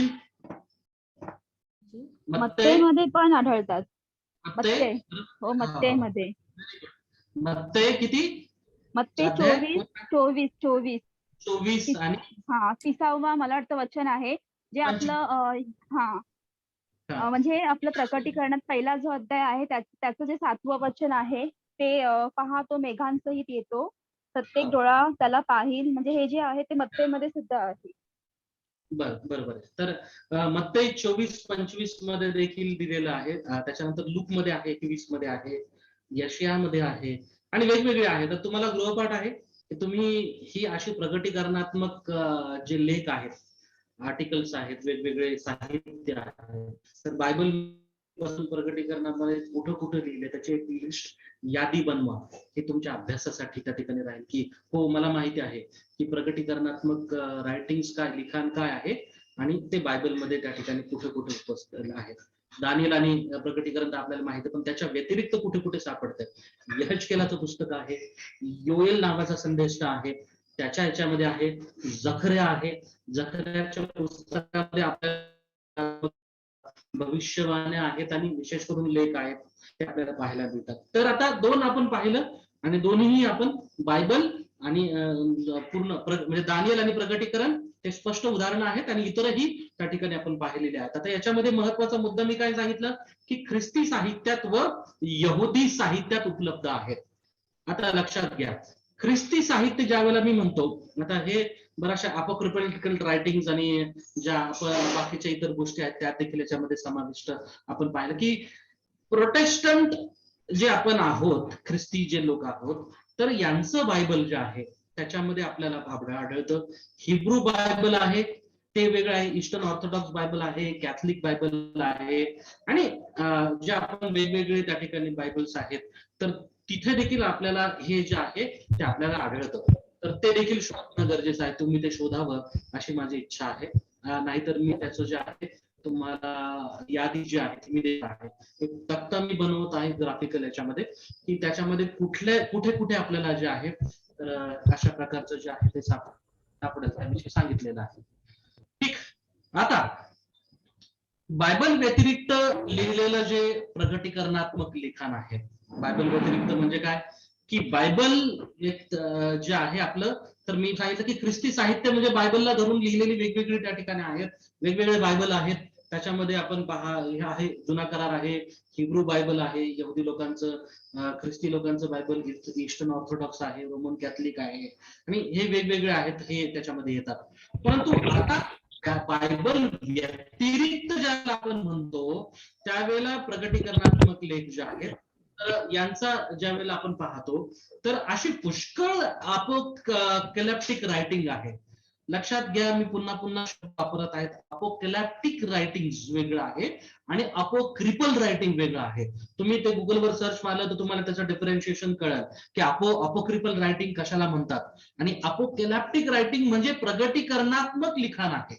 हे आपण इथं आपण जे आज आपण लक्ष देऊन पाहत आहोत. तर बायबल व्यतिरिक्त जे आहे तर आता याच्यामध्ये दोन वेगवेगळे त्या ठिकाणी आहेत. धर्मसभेनं मान्य केलेलं प्रगटीकरणात्मक लिखाण आहे, इथं मी मुद्दा मांडला नाही कुठं आहे तो, परंतु धर्मसभेनं मान्य न केलेलं देखील प्रगटीकरणात्मक लिखाण आहे. आणि याचा जर आपण प्रकार पाहिला तर हे ग्रंथ जे आहेत तर ख्रिस्तपूर्व साधारणपणे 200 काळ ते इसवी सन 200च्या दरम्यान, म्हणजे हा जो 400 वर्षाचा काळ आहे, या 400 वर्षाच्या काळामध्ये जास्त प्रमाणामध्ये प्रकाशात आलेली आहेत. आणि त्याला अपोकॅलिप्टिक साहित्य किंवा लिखाण किंवा वाङ्मय मी म्हटलं की असे शब्द आहेत. आणि हे भविष्य सूचक लिखाणाची शैली याच्यामध्ये आहे, प्रकटीकरणात्मक शैली याच्यामध्ये आहे. आणि विशेष करून पोस्ट एक्झिलिक आपण म्हणतो, बंदिवास होता जो, नाही का, जुन्या करारामध्ये आपण शेवटचा बंदिवास पाहतो, या बंदिवासानंतरचा जो काळ आहे, या काळामध्ये यहुदी संस्कृतीमध्ये यहुदी जे लोक होते त्या ठिकाणी आपण पाहतो, तर या यहुदी संस्कृतीमध्ये काही विशिष्ट प्रकारची प्रकटीकरणात्मक पुस्तकं, लिखाणं विकसित झालेली आहेत. आणि त्याच्यापैकी बऱ्याचशे काय झालं की काही ज्या वेळेला 400 वर्षांचा हा काळ गेला आणि त्याच्यानंतर मग आपण पाहतो नवीन करारामध्ये ज्या वेळेला प्रभू येशू ख्रिस्ताची सेवा कार्य आणि मंडळी स्थापन होऊन मंडळांची आपलं पहिलं दुसरं शतक असे वेगवेगळे इतिहास आहेत. आणि त्याच्यामध्ये ज्या वेळेला आपण पाहतो त्यावेळेला आपल्याला पाहतो की आरंभीची जी मंडळी होती सुरुवातीची, तर त्यामध्ये वेगवेगळ्या प्रकारचे मतभेद आणि मतप्रणाली होती. आणि त्यामध्ये विशेष करून जे काही आपण पाहतो ग्नोस्टिसिझम, मी आता नाव घेतलं, एरियस होत्या, लोक यहुदी मतानुसारी जे होते की जे शब्बातावरती आणि जुन्या करारातील वेगवेगळ्या प्रकारच्या सणांवरती भर घालणारे होते, तर अशी जी होती ख्रिस्ती मंडळी, बरं का मी सांगत आहे, तर ही ख्रिस्ती मंडळीमध्ये काही लोकांनी त्या ठिकाणी त्यांच्यामध्ये हे प्रगटीकरणात्मक लिखाण जे आहे ते जास्त प्रमाणे लोकप्रिय त्या ठिकाणी झालेलं आहे, ख्रिस्ती लोकांमध्येच झालेलं आहे. आणि वेगवेगळ्या मतप्रणालीच्या अगदी सुरुवातीपासूनच ही मतप्रणाली आपल्याला पाहायला मिळते. आता इथं मी दिलंय मिलेनियम म्हणजे काय, सहस्र वर्ष मतप्रणाली आहे. 3 प्रगटीकरणाच्या पुस्तकाविषयी 3 मतप्रणाली आहेत, त्याबद्दल आपण नंतर शिकणार आहोत, परंतु आत्ताच्या मुद्द्यासाठी मी या ठिकाणी सांगणार आहे. तर 3 जे मतप्रणाली आहेत, मिलेनियल म्हणजे सहस्र वर्ष, तर सहस्र वर्ष पूर्व म्हणजे 1000 वर्षाचा काळ जो आहे त्याच्या पूर्वीचा जो काळ आहे, या काळावर विश्वास ठेवणारे, म्हणजे येशू ख्रिस्ताचं जे येणं आहे ते या सहस्र वर्षाच्या पूर्वी होणार आहे, असे विश्वास ठेवणारे जे आहेत त्यांना म्हटलेलं आहे मिलेनियल किंवा सहस्र वर्ष पूर्व, मराठी शब्द आहे ते आहे. काही जणांचं म्हणणं आहे की हा 1000 वर्षांचा काळ आहे, त्याच्यामध्ये त्या ठिकाणी जेव्हा येईल येशू, तर ही जी मतप्रणालीचे लोक आहेत त्यांना मिलेनियल लोक म्हणतात. आणि इथं आपण त्यांचा उल्लेख केलेला की ही जी मतप्रणाली आहे, सहस्र वर्ष मतप्रणालीचे जे लोक आहेत, व्ह्यूज, दृष्टिकोन ज्यांचे आहेत, हे लोक जे आहेत अशा लिखाणांवरती विश्वास ठेवणारे त्यांच्यापैकी आहेत. आणि त्यांच्यामध्ये जास्त प्रमाणामध्ये हे जे लिखाण आहे तर ते लोकप्रिय आहे. आणि तिसरं जे आहे पोस्ट मिलेनियम, म्हणजे काय, सहस्र वर्ष नंतरचा जो आहे त्या ठिकाणी जो आहे तो काळ आहे. सहस्र वर्ष अगोदर, त्याच्यानंतर सहस्र वर्ष आणि सहस्र वर्ष नंतरचा जो काळ आहे, पूर्वीचा, अगोदरचा आणि नंतरचा, असं त्याच्यामध्ये हे आहे. तर धर्मसभेने जे आहे जी मान्य न केलेलं जे वाङ्मय आहे किंवा अनधिकृत म्हणतो आपण त्याला, नाही का, तर जे वाङ्मय आहे, तर ते जे वाङ्मय आता आपण त्याच्याबद्दल बोलत आहोत, तर हे विशेष अशा ग्रंथांची जी नावं आहेत इथं मी दिलेली आहेत, त्याच्यामध्ये वरती इंग्लिशमध्ये दिलीत आणि मराठीमध्ये खाली दिलेली आहेत. तर हानोकाचं पुस्तक आहे, पहिलं हानोक, जुबली आहे, त्याच्यानंतर मोशेचं दिव्य उद्ग्रहण आहे, इथं अजमशम म्हटलंय मोझेस, एद्रास आहे, बारूकचे प्रगटीकरण आहे, त्याचे 1, 2, 3 भाग आहेत बारूकचे प्रगटीकरणाचे. हनोकाचं पुस्तक आपण पाहिलेलं आहे, दुसरं हनोक आहे, पहिलं हनोक, दुसरं हनोक. त्यानंतर प्रगटीकरणात्मक जे आहे वाङ्मयाचा जो 12 साक्षीदारांचं त्या ठिकाणी टेस्टमनी ऑफ द 12th म्हटलेलं आहे, हे देखील एक पुस्तक आहे. इथं शब्द शल्मोनाचं पाहिजे, शल्मोनाचं स्तोत्र म्हणून एक आहे ते आहे. त्याच्यानंतर सिबिलचा जे ओरॅकल्स आहेत किंवा दिव्य अनुभव त्याला आपण म्हणूया, यांचाही या पुस्तकांमध्ये समावेश आहे. तर ही सर्व पुस्तकं आहेत. आता हे आपल्याला का माहिती असावं हे मी थोडस सांगत आहे की बऱ्याच वेळेला काही खोटे शिक्षक जे आहेत तर या पुस्तकांचा आधार घेतात. मी सांगितलं ना की ख्रिस्ती मंडळांमध्येच ही पुस्तकं लोकप्रिय पूर्वीपासून होती आणि आताही ती उपलब्ध आहेत, इंटरनेटवरती उपलब्ध आहेत. काही माझ्याकडे तुम्हाला पाहिजे तर मी देऊ शकेल ती वाचायसाठी, परंतु ती फक्त वाचवून माहिती घेण्यासाठी, त्यातील गोष्टींवरती आपण विश्वास ठेवत नाहीत, कारण ती अनधिकृत आहेत. धर्मसभेनं मान्य न केलेली जी पुस्तकं आहेत ही ती आहेत. प्रगटीकरणात्मक लिखाण ज्याच्यामध्ये आहेत ती ही आहेत. कळालं का? थोडस डोक्यावरून जात आहे सर्व? नाही सर, कसं छान आहे, छान आहे, छान समजतंय? ठीक आहे, गरजेचं आहे ते, समजतंय. समजतंय. तर ही पुस्तकांची माहिती आपल्याला पाहिजे. Yes. आणि मी फार डिटेल या पुस्तकाबद्दल त्या ठिकाणी तुम्हाला माहिती पुरवली नाही, परंतु फक्त मी नावं पुरवलेली आहेत. परंतु जर तुम्हाला वैयक्तिक अभ्यासासाठी पाहिजे असेल तर तुम्हाला मी एक प्रकारचं त्या ठिकाणी जसं काय फ्लॅश कार्ड म्हणून येतात माहिती तुम्हाला, तर तसे कार्ड आपण जर बनवले फ्लॅश कार्ड, तर ते फ्लॅश कार्ड मध्ये प्रत्येक पुस्तकाचं तुम्ही लिहू की हनुकाचं पुस्तक काय आहे, त्याचा लेखक कोण, कधी कोणत्या काळामध्ये ते लिहिलं गेलं, त्याचा हेतू उद्देश काय होता, कोणासाठी लिहिलं, आणि मग त्याच्यातला मेसेज काय. अगदी छोट्या याच्यामध्ये जर तुम्ही तयार करून घेतला तर माझ्याकडे माझे स्वतःचे प्रत्येक पुस्तकांची फ्लॅश कार्ड आहे. तर तशी तुम्ही याच्याबद्दल करून एक ओव्हरऑल तुमची पार्श्वभूमी, बॅकग्राऊंड तुम्ही एक अपोकॅलिप्टिक रायटिंग्स स्वतःबद्दल करू शकता की हे साहित्य काय आहे आणि याच्यामध्ये अधिकृत साहित्य कुठल्या प्रकारचं आहे, म्हणजे पुस्तकं कुठली आहेत बायबलमध्ये ज्यांना मान्यता देण्यात आलेली आहे आणि ते लोक पाहतात, आणि आज न मान्यता देण्यात दिलेली देखील पुस्तकं आहेत. यांचं आपल्याला काय माहिती असतं. आता बघा, याच्यामध्ये वेगवेगळं वर्गीकरण तुम्ही लक्षात घेणं गरजेचं आहे की काही पुस्तकं जी आहेत की धर्मसभेने मान्य केलेली आहेत, परंतु प्रोटेस्टंट जे 66 बायबल आहे ज्याच्यामध्ये आपण 66 पुस्तकं आपण पाहतो, या 66 पुस्तकांमध्ये त्यांचा समावेश नाही. इतर जे वेगळे पंथ आहेत, जसं रोमन कॅथलिक आहे, त्याच्यानंतर वेगवेगळे त्या ठिकाणी ईस्टर्न ऑर्थोडॉक्सी, यहुदी आपण म्हणतो, हिब्रू बायबल आहे, वेगवेगळी बायबल, मी तक्ता देईल तुम्हाला ते, त्याच्यामध्ये तुम्हाला त्याचं वर्गीकरण समजेल कशा प्रकारचं ते आहे. तर ते आहे, परंतु जे आपण म्हणत आहोत हे जे आहे इथं दिलेलं, तर हे पूर्णपणे अगदी बायबल आणि बायबल ख्रिस्ती कम्युनिटीच्या बाहेरची असणारी ही पुस्तकं आहेत, परंतु ती याच्यामध्ये दिलेली गेलेली आहे, लिहिण्यात आलेली आहेत. हा फरक, डिफरन्शिएशन आपल्याला करणं गरजेचं आहे, ते समजून घेणं गरजेचं आहे.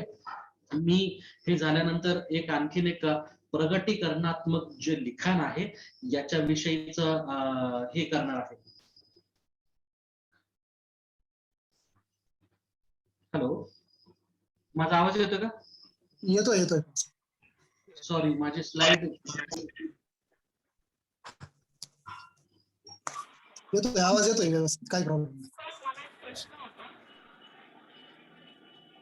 ओके, आली. अच्छा, थँक्यू. तर स्लीप मोडला गेला होता. तर मी काय सांगत होतो, हा, तर हे जे आहे याचं तुम्ही त्या ठिकाणी तुमच्याकडे माहिती असायला पाहिजे. म्हणजे प्रगटीकरणाच्या पुस्तकाचा अभ्यास करण्याच्या अगोदरच हे सगळं मटेरियल तुम्ही गोळा करून ठेवणं आवश्यक आहे की मग तुम्हाला समजणार आहे की कुठं कोण व्यक्ती कोणत्या विशिष्ट भविष्यवाणीबद्दल आणि कोणत्या विशिष्ट प्रगटीकरणाबद्दल बोलत आहे, कशा रीतीने बोलत आहे. कारण हे जर आपल्याला त्याची बॅकग्राऊंड माहिती नाहीये तर आपल्याला तिथं प्रॉब्लेम जो होतो तो या सर्व गोष्टींमुळे त्या ठिकाणी होणार आहे. तर मी सांगत होतो, आठवलं की मी एक लेख याच्यामध्ये टाकत आहे गुगल क्लासरूम मध्ये. तर आता हे पीपीटी आहे, हे टाकेल. त्या पीपीटीचा एक नोट्स आहे सगळी टोटल तयार केलेली, ती पण नोट्स मी टाकेल. आणि तिसरा जो लेख आहे तो प्रगटीकरणात्मक लिखाणाविषयी तो आहे, आणि तक्ता जो आहे तो मी तो तयार करून तो देखील मी त्या ठिकाणी टाकणार. आणि तुम्हाला जसा वेळ मिळेल, माझं आव्हान तुम्हाला आहे की तुम्ही तसं जाऊन ते एक एक करून एक मटेरियल, एक नोट्स जे आहे ते व्यवस्थित रीतीने वाचावं आणि ते समजून घ्यावं. थँक्यू. तर नवीन करार, आता आपण या ठिकाणी येत आहोत नवीन कराराकडे. आता प्रगटीकरणात्मक ओव्हरऑल लिखाण आपण पाहिलेलं आहे, आणि मग ते बायबल विषयी, बायबल संबंधित, बायबलच्या व्यतिरिक्त अनधिकृत ज्याला आपण म्हणतो नॉन कॅनॉनिकल जे आहे ते देखील आपण त्याच्यामध्ये पाहिलं. काही पुस्तकांची नावं मी तिथं सांगितली. आता हे सर्व आपण बाजूला ठेवलेलं आहे. हे ओव्हरऑल आपल्याला कळायला लागते प्रकटीकरणाचं पुस्तक हे कशा प्रकारचं साहित्य असतं. आणि यामध्ये महत्वाचा जो मुद्दा आपण पाहिलं की दैविक प्रेरणेने लिहिलेलं, ज्याच्यामध्ये देवाविषयीचं सत्य आहे, मानवाला ते प्रकट केलं गेलेलं आहे.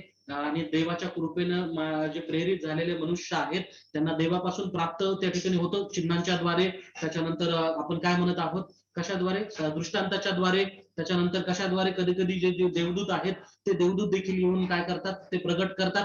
आणि जे काही प्रगट झालेलं आहे किंवा त्यांना केलेलं स्पष्ट त्याचा अर्थ उलगडा करून सांगितलेला आहे, ते त्या लेखकांनी ज्या वेळेला लिहून काढलेलं आहे त्या लिखाणाला प्रगटीकरणात्मक लिखाण म्हटलेलं आहे. मग त्याचं वर्गीकरण की आपण पाहतो की त्याच्यामध्ये काय काय आहे, देवाविषयीचं, मनुष्याविषयीचं, शेवटच्या काळाविषयीचं रहस्य वेगवेगळ्या प्रकारचं आपल्याला प्रकट केलेलं आहे. त्यामध्ये महत्वाचा मुद्दा आपण पाहिलेला आहे आणि तो मुद्दा नेहमी लक्षात ठेवायचा आहे. हा अभ्यास करताना मी वारंवार मी सांगणार आहे की मानवी ज्ञानानं देवाच्या रहस्याचा उलगडा आपण कोणीही करू शकत नाही, मी देखील करू शकणार नाही.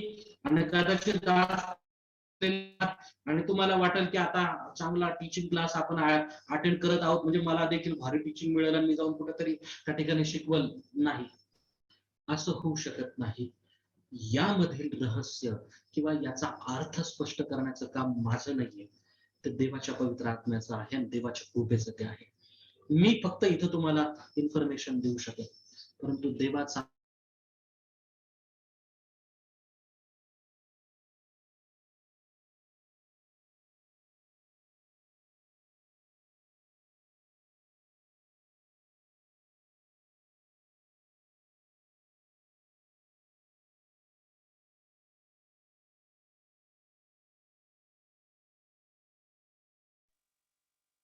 बहुतेक फाळक साहेबांचा नेटवर्क गेलाय वाटतं. हो, त्यांचा आवाज काहीच येत नाहीये. हो हो.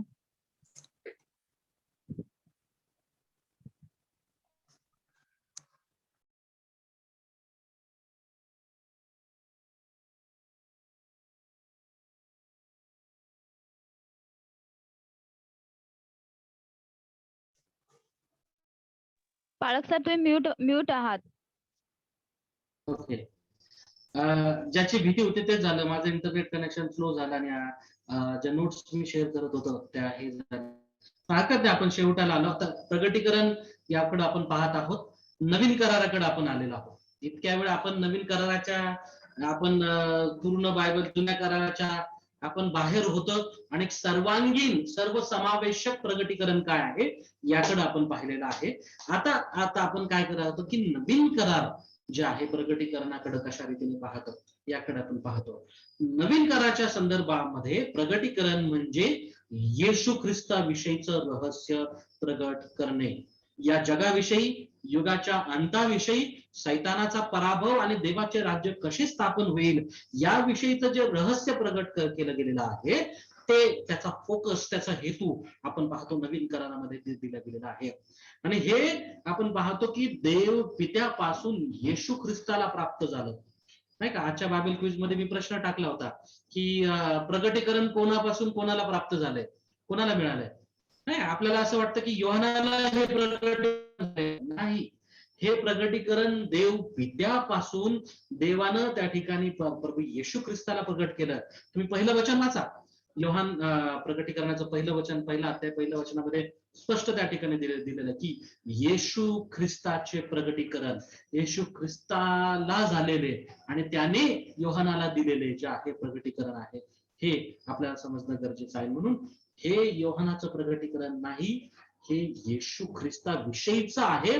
येशू ख्रिस्ताला देवानं दिलेलं आहे आणि येशू ख्रिस्ताने योहानाला सांगितलेलं आहे. से ने, नाही का, हे शब्द मी वापरत आहे ते लक्षात घेणं आवश्यक आहे. याच्यात या ठिकाणी ग्रामर आपण पाहत आहोत, आपण येणार आहोत ग्रामरकडे. कसं ते आपण ज्या वेळेला वचनांचा अर्थ लावतो तिथं आणखी ते इंटरेस्टिंग आहे कशा प्रकारे आपण. तर देवदूताला ते दिलं, देवदूताकडून त्याचा दास योहान जो आहे, तर या योहानाला हे प्रकट करण्यात आलेलं आहे. इथपर्यंत आपण आलेलो आहोत. तर 8:30 वाजलेला आहेत. तुमची सर्वांची इच्छा आहे की आपण पुढे जावे, अजून 2 मुद्दे आहेत माझ्या याच्यामध्ये, तर त्याकडं की थांबावं?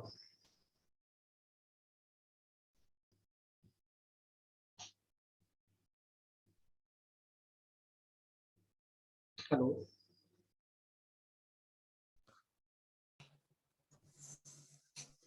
सांगा, प्रत्येक जण आपण सांगू शकतो. बोला, कोणाला बोलायचं असेल तर. बाळक साहेब चालेल, तुम्ही पुढे गेले तरी. डोक्याच्या वरून नाही जाणार ना? नाही.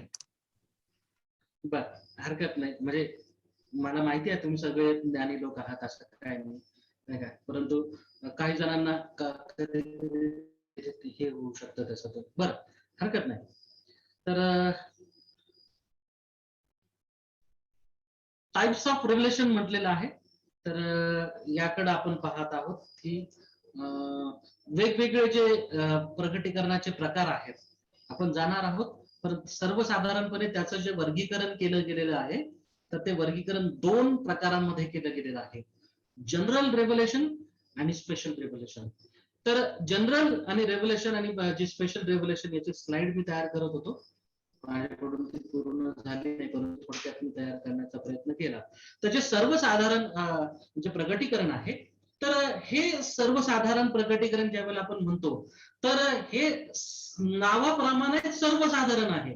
म्हणजे काय की ते सर्वांना देण्यात आलेलं आहे.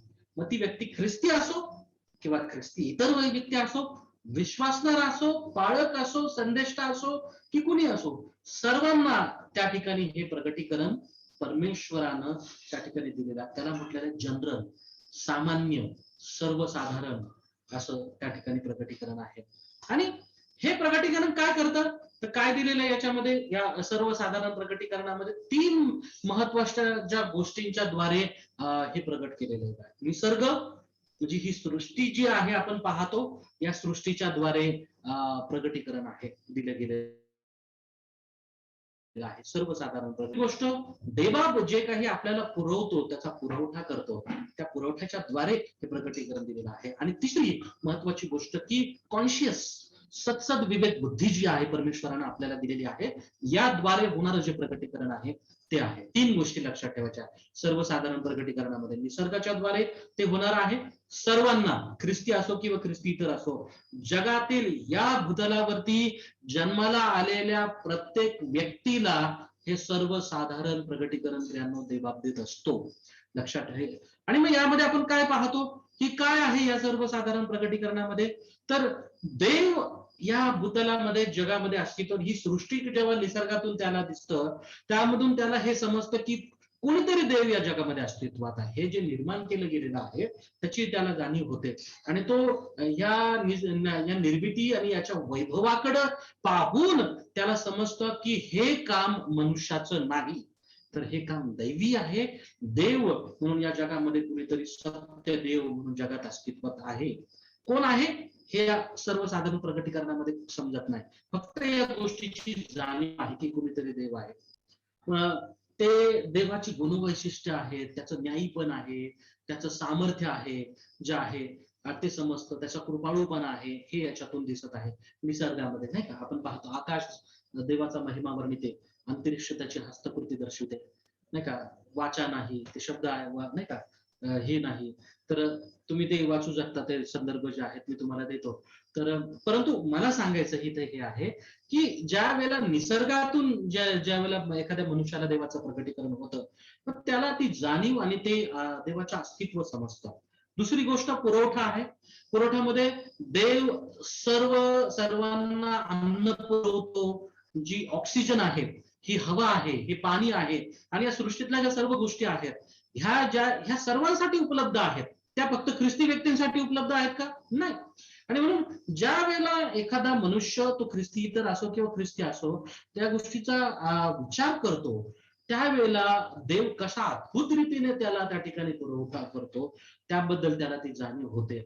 आणि त्याला कळतं की खरोखर देव हा जगामध्ये अस्तित्वात आहे. देवाविषयीचं प्रकटीकरण. लक्षात ठेवा, नवीन करारामध्ये आपण आहोत, आणि नवीन करारामध्ये असताना आपण आता थोडस एकदम ओव्हरऑल व्ह्यू पाहून आता आपण कसं बारीक बारीक होत चाललोय, मायक्रो नाही का, आपण छोटं होत आहे, क्वांटम पर्यंत जाणार आहोत आपण. तर इथं त्या ठिकाणी सांगितलेलं आहे की पुरवठ्यांच्या द्वारे त्या ठिकाणी देवाच विषयीची जाणीव होते की देव कोणीतरी आहे, त्या ठिकाणी तो आपल्याला आपल्या गरजा भागवतो, आपल्याला सर्व फ्रीली अवेलेबल करून देतो. तुम्ही ऐकलं असेल कधी कधी ख्रिस्ती तर लोक देखील साक्ष देतात काय की अचानक रीतीने त्यांची गरज देवाने भागवली, त्यांना त्या देवाचं नाव माहिती नाही, त्या देवाबद्दल त्यांना काही स्वार्थ आहे माहिती नाही, परंतु त्यांना अंतकरणात ही गोष्ट माहिती की हा काही मूर्तीचा देव नाही बाबा किंवा कोणी नाहीये, पण ही या माझ्या अडचणीच्या वेळेला खरा देव सत्य देवच माझ्या कामी आलेला आहे आणि त्याने मला आणि देव पुरवतो. त्याची कृपा ही सर्वांसाठी उपलब्ध आहे, ती फक्त ख्रिस्ती लोकांसाठीच नाही. हे याच्यातून मला आपल्याला मुद्दा जो आहे जे जनरल रेव्हलेशन किंवा सर्वसाधारण प्रगटीकरण आहे त्यातून कळतं. तिसरं सतसत विवेक बुद्धी, की प्रत्येक व्यक्तीच्या अंतकरणामध्ये कॉन्शियस आहे, प्रत्येक व्यक्तीला अंतकरणामध्ये जे आहे तर ती जाणीव करून दिली. रोमकाराच्या पत्रामध्ये तुम्ही हे रेफरन्स वाचलं तर त्याच्यामध्ये देखील दिली की देवाविषयी, देव अस्तित्वात असण्याची जाणीव ही प्रत्येकाच्या अंतकरणामध्ये प्रकट करण्यात आलेली आहे. तर that is general revelation. Special revelation काय आहे, प्रगटीकरण आहे, तर ते येशू ख्रिस्त आणि पवित्र बायबलच्या द्वारे आपल्याला घडतं. तर येशू ख्रिस्त जेव्हा एखाद्या व्यक्तीला वैयक्तिकरीतीने भेटतो त्यावेळेला ते घडतं. उदाहरण काय आहे, पौल आहे. पौल येशूला ओळखत होता का? नाही. ज्यावेळेला प्रत्यक्षात प्रभू येशू ख्रिस्तानं त्याला स्वतः प्रगट केलेला आहे त्यावेळेला पौलाला येशू हा कोण आहे ते समजलेलं आहे आणि म्हणून आपण म्हणतो शौलाचा पालट होऊन तो पौल झालेला आहे. आणि हीच घटना आजही आजच्या काळामध्ये आपण पाहतो वेगवेगळ्या ठिकाणी घडत आहे. तुम्ही सिरियामध्ये जा, तुम्ही ज्या अरेबियन कंट्रीज आहेत, मक्का, मदिना, तुम्ही या ठिकाणी घडणाऱ्या घटना ऐका आणि त्या ठिकाणी पुष्कळ अशा टेस्टिमनीज माझ्याकडे आहेत. तुम्ही CNN पाहिलं, तुम्ही वेगवेगळ्या प्रकारचे जे इंटरनॅशनल लेवलचे जे ख्रिस्ती चॅनल्स आहेत किंवा कार्य करणारे हे आहेत तर त्यांच्या तुम्ही टेस्टिमनीज ऐकल्या तर तुम्हाला कळलं की पुष्कळ मुस्लिम लोकांना येशू ख्रिस्ताचं प्रगटीकरण होत आहे आणि ते प्रभूकडे येत आहेत. प्रभू त्या ठिकाणी ते प्रभूचा स्वीकार करत आहे. अक्षरशः अशा टेस्टिमनीज मी पाहिलात की जिथं अक्षरशः त्या हज यात्रेला जाताना त्यांच्या प्रवासामध्ये आणि फक्त एकट्या व्यक्तीला झाल्या अशा वेगळ्या साक्षी आहेत आणि एकत्र कॉमन जो ग्रुप चाललेला होता त्या सगळ्यांना एकत्रित होऊन ते अख्खाच्या अख्खा ग्रुपच त्या ठिकाणी प्रभूकडे आलेला आहे, कन्वर्ट झालेला आहे. अशा साक्ष आहे. That is a special revelation. हे विशेष प्रगटीकरण आहे. हे देव विशिष्ट व्यक्तींना निवडून त्या विशिष्ट व्यक्तींना त्या ठिकाणी तो देत असतो आणि मग तो येशू ख्रिस्ताच्या द्वारे आहे आणि पवित्र बायबल त्याच्यातून आपण पाहतो की आधार आहे. तर योहान मध्ये आहे पिता कसा आहे ते प्रगट केले गेलेलं आहे. पित्याची प्रीती प्रगट होते, येशू ख्रिस्त वरील जे विश्वास ठेवतील योहान 6:63 मध्ये, तेव्हा पिता त्यांना नवीन जीवन देईल हे प्रगट करण्यात आलेलं आहे. आणि मग बायबल जे आहे आपण पाहतो, जो कोणी बायबल वाचतो त्यावेळेला बायबल वाचताना पवित्र आत्मा त्याच्या जीवनात कार्य करतो आणि देवाचं दैवी ज्ञान त्याला प्रगट होतं. हे आपल्याला माहिती आहे. तिमोथी 3:16-17 काय सांगतं की प्रत्येक ईश्वर प्रेरित शास्त्रलेख हा काय आहे, सद्बोध, दोष दाखवणं, नीती शिक्षण आणि सुधारणूक यासाठी उपयुक्ताचा आहे. म्हणजे काय की ज्या वेळेला एखादा मनुष्य बायबल वाचतो त्यावेळेला त्याला त्याच्या पापाची जाणीव होते, त्याला त्याचं स्वतःच पापी आयुष्य देव प्रगट करत असतो आणि ह्या गोष्टीची देखील जाणीव करतो की तो पापी आहे आणि ज्या सर्वसमर्थ देवाच्या उपस्थित तो आहे, तो सर्वसमर्थ देव पवित्र आहे. तर याचं जे प्रगटीकरण आहे, विशेष प्रगटीकरण आणि विशिष्ट गोष्टींविषयीचं प्रगटीकरण, हे वर्गीकरण याच्यामध्ये दिलेलं आहे. आणि म्हणून दुसरे पेत्र 1:21 मध्ये म्हटलं की संदेश हा पवित्र आत्म्याने प्रेरित झालेल्या मनुष्यांनी देवाचा संदेश जो आहे, देवापासून प्राप्त झालेला संदेश सांगितलेला आहे. आणि हे फार महत्वाचा संदर्भ आपल्यासाठी आहे. ते तुम्ही वाचा व्यवस्थित, तुम्हाला त्याच्यातून आणखी जे आहे ते त्याच्यातून समजणार आहे. तर 2 प्रकार आहेत, सर्वसाधारण आणि विशेष प्रगटीकरण.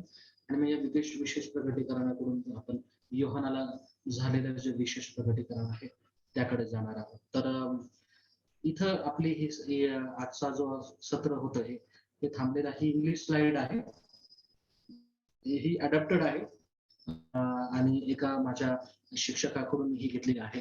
ही माझी स्लाइड नाही, परंतु महत्वाचं आहे की आपल्याला हे रेव्युलेशन जे आहेत त्याचे कशा प्रकारे आहे ते अगदी व्यवस्थित रीतीने याच्यात सांगितलेलं आहे. तर आता मी थांबतो. प्रश्न असतील तर विचारू शकता. आतापर्यंत आपण जे शिकलो याच्यावर. आज मी दुपारी त्या ठिकाणी किरण उजगरे सर म्हणून आहेत तर गुंदा भागामध्ये, तर त्यांच्याशी बोलत होतो. तर त्यांना पुष्कळ प्रश्न होते, त्यांनी प्रश्न विचारले आणि मला आनंद वाटला की प्रश्न ज्या वेळेला आपल्याला पडतात तर त्यावेळेला आपण शिकत आहोत हे त्याचं त्या ठिकाणी एक चिन्ह आहे. परंतु अजून एक त्या ठिकाणी आहे की दोन गोष्टी असतात की प्रश्न कधी नाही उद्भवत. एक तर सगळं काही समजलंय म्हणून त्याच्यानंतर त्याच्यामुळे अगदी व्यवस्थित स्पष्टीकरण सांगितलं म्हणून प्रश्नच राहिलेला नाही असं होतं. आणि दुसरं म्हणजे काही समजलं नाही म्हणून काय प्रश्न विचारा हा पण प्रश्न आहे नाही का, असंही होतं. माझ्या बाबतीत बराच वेळ झालेला आहे. कधी कधी काही गोष्टी माझ्या डोक्यावरून जातात आणि मग मला कळतं अरे काय चाललंय काय नाही का, असं होतं. मला म्हणजे विश्वास आहे की जे काही आता आपण शिकलो त्याच्यामध्ये आपल्याला देवबाबांच्या कृपा नक्कीच दिलेली असणार आहे. ओके,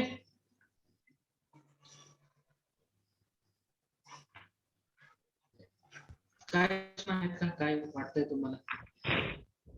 मी माझं स्लाइड नेतो. धर्म बोला. माझी स्लाइड दिसती का तुम्हाला अजून का बंद झालेली? दिसते. बरं बरं, हा बोला पाटील. पैसे कितपत योग्य आहे प्रश्न मला नाही माहिती, परंतु काल काळजी करू नका. आणि म्हणून मी सांगत आहे की प्रश्न विचारायसाठी लाजायचं नाही आणि त्याच्याने आपण कमी ठरतो असं त्याचा अर्थ होत नाही किंवा आपल्याला त्या ठिकाणी चुकीचा प्रश्न आपण होत नाही. काल काय ठीक आहे. काल काय मला वाटतं काल कदाचित याविषयी बोललं गेलं असेल, काही कारणामुळे मला लवकर जॉईन होता आला नाही. परंतु जर आपण प्रगटीकरणाच्या पुस्तकाकडे जर बघितलं तर त्याच्यामध्ये भविष्यामध्ये बऱ्याचशा गोष्टी भविष्यामध्ये होतील किंवा कशा होणार आहेत याविषयी लिहिल्या गेला आहे. किंवा येशू ख्रिस्ताची भविष्यवाणी, येशू ख्रिस्ताचा जन्म यशयाच्या पुस्तकाकडे आपण जातो तिथं दिसतं ती भविष्यवाणी आहे. आणि येशू स्वर्ग त्याचं तो पुन्हा एकदा दुसरी आगमन त्याचं होईल आपल्याला शुभवर्तमानामध्ये दिलेलं आहे. तर प्रश्न हा आहे की जर यामध्ये बऱ्याचशा भविष्यामध्ये गोष्टी होणार आहेत असं असूनही या पुस्तकाला प्रगटीकरण असं नाव का दिलं असेल? बर, झाला का प्रश्न का अजून प्रश्न आहे? हो सर. बर, मी तुम्ही थोडस लेट जॉईन झाल्यामुळे कदाचित तुम्हाला ते समजलं नसेल तुम्हाला. बरोबर. परंतु प्रगटीकरणाचं जे पुस्तक आहे तर याचं नाव त्या पुस्तकातील पहिल्या अध्यायामध्ये दिलेल्या शब्दावरूनच घेतलेलं आहे. येशू ख्रिस्त पहिला अध्याय पहिल्या वचनामध्ये त्या ठिकाणी दिलेला आहे, त्यामधून ते घेतलेलं आहे. दुसरी गोष्ट, प्रगटीकरणाच्या पुस्तकांचं जर वर्गीकरण आपण केलं तर सर्वसाधारणपणे 3 भागामध्ये आपण त्याचं वर्गीकरण करतो. एक तर पहिला भाग आपण म्हणतो की प्रगटीकरणामध्ये पुस्तकामध्ये पत्र आहेत, 7 मंडळांना लिहिलेलं पत्र आहे. आणि म्हणून भाषा शैलीच्या किंवा साहित्याच्या शैलीच्या दृष्टिकोनातून पत्र जशी लिहिली जातात, पत्र आपण म्हणतो तर ती पत्र त्याच्यामध्ये आहे. दुसरं त्याच्यामध्ये जो भाग आहे प्रगटीकरणाचा भाग आहे. आणि तिसरा जो भाग आहे तो भविष्य वाण्या किंवा भविष्य सूचक असं भविष्य प्रगट केलेलं आहे त्याच्याबद्दल सांगितलेलं आहे. तर मी ह्या 2 गोष्टी समजून सांगितलं की प्रगटीकरण आणि भविष्यवाणी यामध्ये फरक आहे. आता भविष्यवाणी जी आहे तर ती कशाविषयी आहे? भविष्याविषयी आहे. परंतु प्रगटीकरण ज्या वेळेला म्हणतो त्या शब्दाचाच अर्थ होतो जे गुप्त ठेवलेलं होतं ते प्रगट केलेलं आहे. मग काय प्रगट केलंय? मग ती कदाचित भविष्यवाणी असेल किंवा एखादी गोष्ट देवाविषयीचे सत्य ते आहे, मानवाचं पापी जीवन आहे त्याविषयी त्या ठिकाणी आहे आणि वेगवेगळ्या प्रकारच्या गुप्त ठेवलेल्या गोष्टी ज्या आहेत त्या प्रगट केल्या जातात.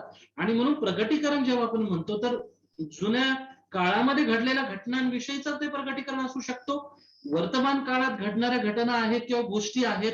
घटना आणि गोष्टी शब्द लक्षात घ्या, घटना म्हणजे काळाविषयी बोलत आहे. आणि जेव्हा मी गोष्टी म्हणतो त्यावेळेला वेगवेगळ्या प्रकारची जी ऍब्सोल्यूट ट्रुथ्स आहेत, हा नाही का, तर त्याला ठिकाणी सत्य आहेत, या सत्यांविषयी मी बोलत आहे. तर घटना आणि ज्या आपण म्हणतो गोष्टी आहेत त्याविषयीचं रहस्य प्रगट केलेलं आहे. आणि भविष्यात मध्ये घडणाऱ्या घटना, गोष्टी आणि भविष्य लक्षात येते का? म्हणजे भविष्यामध्ये घडणाऱ्या ज्या गोष्टी, घटना आहेत आणि जे भविष्य सांगितलेलं आहे, मग ते भविष्य फक्त येशू विषयीच आहे असं नाही. ते भविष्य सैतानाविषयी आहे, मानवाच्या भावी आयुष्याविषयी आहे, सो त्या ठिकाणी आहे. मनुष्याच्या मृत्यूनंतरचं जे जीवन आहे त्याविषयीचं, स्वर्ग आणि नरक याविषयीचं भविष्य आहे. तर जे भविष्य सांगितलं गेलेलं आहे त्याचा अर्थ देखील प्रकट करण्यात आलेला आहे. लक्षात घ्या. म्हणजे आता योसेफाला आपण पाहतो की योसेफाने स्वप्नांचा अर्थ सांगितला, बरोबर आहे? की तिथं त्याने काय सांगितलं की ज्यावेळेला हा जो होता राजा फारो इजिप्तचा, मिसर देशाचा, तर त्याला जी स्वप्न पडली त्याचा त्याने उलगडा करून सांगितला. आणि हा जो उलगडा करणं आहे, या अर्थ स्पष्ट करून सांगणं, त्याला प्रगट करणं म्हणतात. आणि म्हणून प्रगटीकरण या शब्दाचा अर्थ होतो प्रगटीकरण, एखादी गोष्ट गुप्त ठेवलेली गोष्ट प्रगट करणं. आणि म्हणून त्या काळामध्ये काय झालं की विशेष करून येशू ख्रिस्ताला हे प्रगटीकरण देवापासून प्राप्त झालं, म्हणून हा शब्द जो आहे प्रगटीकरण शब्द वापरण्यात आलेला आहे. परंतु या प्रगटीकरणाच्या पुस्तकामध्ये 3 वेगवेगळ्या प्रकारचं वर्गीकरण आहे. झालं शंकर निरासन? हो साहेब, हो. परंतु बरोबर आहे तुमचं 3 भागामध्ये त्याचं वर्गीकरण. आणि म्हणून पहिलं वचन या ठिकाणी सांगतं, तो त्याचा काही भाग येशू ख्रिस्ताचे प्रगटीकरण हे त्याला देवाकडून झाले, ज्या गोष्टी लवकर घडून आल्या पाहिजेत. भविष्याविषयी जणू काय हे बोलत आहे. बरोबर. हा, आणि म्हणून तो प्रश्न जसा काय भविष्याविषयी घडून आल्या पाहिजेत, परंतु प्रगटीकरण का असा, त्यामुळे तो मी विचार. 2-3 गोष्टी होत्या. एक, तुम्ही जे बोलता ते महत्वाचं आहे, त्याबद्दल आपण बोललो की ज्या गोष्टी घडून आल्या म्हणजे भविष्याविषयी आहे, बरोबर आहे? तर त्याच्याबद्दल प्रगटीकरण केलं की त्या प्रगट केलेल्या आहेत भविष्याच्या गोष्टी. तुम्हाला मला माहिती होतं की काय काय होणार आहे? ते नव्हतं माहिती. म्हणून ते परमेश्वरानं त्या ठिकाणी देवानं येशूला सांगितलेलं आहे. येशूनं देवदूताच्या द्वारे योहानाला ते प्रगट केलं आणि त्याचा अर्थ स्पष्ट केला आणि योहानाने ते लिहून घेतलेलं आहे. भविष्यामध्ये ज्या गोष्टी लवकर घडून येणार, हा पहिला मुद्दा. दुसरा मुद्दा ज्यावेळेला आपण पाहत आहोत त्यावेळेला मी काय सांगितलं की प्रगटीकरण आणि भविष्यवाणी याच्यामध्ये फरक आहे. कारण प्रगटीकरण म्हणजे त्या शब्दाचाच अर्थ होतो उलगडा करून सांगणं. तिसरी महत्वाची गोष्ट, प्रगटीकरणात्मक लिखाण ज्यावेळेला आपण म्हणतो त्यावेळेला प्रगटीकरण हे सर्वसमावेशक ज्या रीतीने आपण पाहतो, तर मग ते कोणत्याही विषयी, असं नॉट नेसेसरी की ते फक्त भविष्याविषयी असेल. लक्षात घ्या. परंतु आपण ओव्हरऑल प्रगटीकरणात्मक लिखाण ज्या वेळेला पाहतो त्यावेळेला त्याच्यामध्ये वेगवेगळ्या प्रकारचं वर्गीकरण आहे. आणि मग त्यामध्ये पण ज्या काही भविष्यवाण्या, आता दानिएलाच्या पुस्तकामधल्या भविष्यवाण्या आहेत, त्याबद्दल आपण पाहतो की त्या गोष्टी घडून गेलेल्या आहेत, बरोबर आहे, पण त्या प्रकट केलेल्या आहेत. आणि आताच्या सध्याच्या काळामध्ये वेगवेगळे दृष्टिकोन आहेत, त्याबद्दल आपण आता शिकणार नाहीयेत.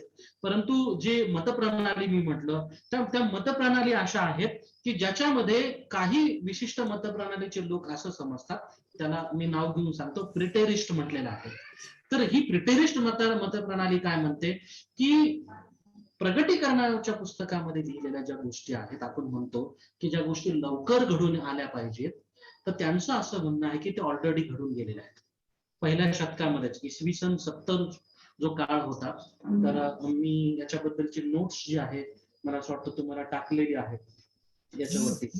तुम्ही जर ती नोट्स वाचली तर त्या नोट्स मध्ये तुम्हाला त्याच्यामध्ये अधिक चांगल्या प्रकारे जे आहे तर ते खालच्या बाजूला दिलेलं आहे की प्रगटीकरणात्मक लिखाण काय आहे आणि कशा प्रकारे जे आहे तर त्याचं जे हे होणार आहे ते. तर यामध्ये एक मिनिट, मला माहित नाही ओपन होईल का लगेच ते, कारण मी बऱ्याच वेळपासून त्याला ओपन करून ठेवलेलं होतं. माझा मोबाईल इंटरनेट देखील संपत आलेला आहे. सो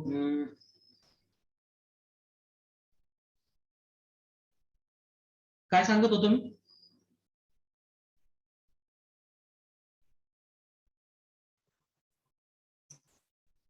साहेब काय सांगत हो तुम्ही? Okay, preterist theory. Preterist theory जे आहे त्याला सहसा भूतकालवादी मत प्रणालीचे लोक आहेत. ते काय म्हणतात की ते म्हणतात की प्रगटीकरणात वर्णन केलेल्या गोष्टी अगोदरच आरंभीच्या काळामध्ये इतिहासामध्ये अगोदरच घडून गेलेल्या आहेत आणि आता ते आपण त्या ठिकाणी पाहतो. म्हणजे पहिलं 5 ते अध्यायामध्ये ख्रिस्ती मंडळीचा जो आहे यहुदी धर्मावरती झालेला विजय इथे आहे. 12 ते 19 अध्यायामध्ये जे मूर्तीपूजक रोमचे होतं त्याच्यावरती विजय मिळवलेला आहे आणि 20 ते 22 मध्ये त्या ठिकाणी जो आहे मंडळीचा गौरव जो आहे तो ऑलरेडी झालेला आहे. कारण कॉन्स्टंटाईनच्या नंतरच्या काळामध्ये मंडळी म्हणजे चर्च हे अधिकृत चर्च म्हणून जगामध्ये स्थापन झालं. तर ते आता ज्या थिअरीज आहेत आपल्याला कळतील त्या समजतील. परंतु तुमचा जो मुद्दा आहे तर ज्यावेळेला वेगवेगळ्या लोकांनी या पुस्तकाला नाव देण्यासाठी स्कॉलर्स लोकांनी त्या काळातलं हे केलं तर येशू ख्रिस्तात म्हणजे मुळातच योहानाने लिहिताना ते शब्द वापरले होते की येशू ख्रिस्ताचे प्रगटीकरण म्हणून हा शब्द त्या ठिकाणी घेण्यात आला. परंतु याचा अर्थ असा नाहीये की फक्त प्रगटीकरणच त्याच्यामध्ये आहे. ठीक आहे, ओके. अजून कोणी आहे का? बोलू का भास्कर? बोलू का? मोबाईल आता मग तुम्ही एक क्लिप दाखवली त्याच्यामध्ये दाखवलं होतं, सांगितलंय की धर्मसभेने मान्य न केलेले पण वाङ्मय आहे, साहित्य आहे. हो. तर मग ते अपोक्रिफा मधलेच साहित्य म्हणता येईल का ते की वेगळं? त्यांना अपोक्रिफल रायटिंग्स मध्ये तुम्ही हे करू शकता, गमू शकता. कारण त्याच्यामध्ये मग काही दुसरे वेगळी पुस्तक आहे, लक्षात घ्या. ओके. अपोक्रिफल रायटिंग मधली पुस्तकं जी आहेत ना ती वेगळी आहेत.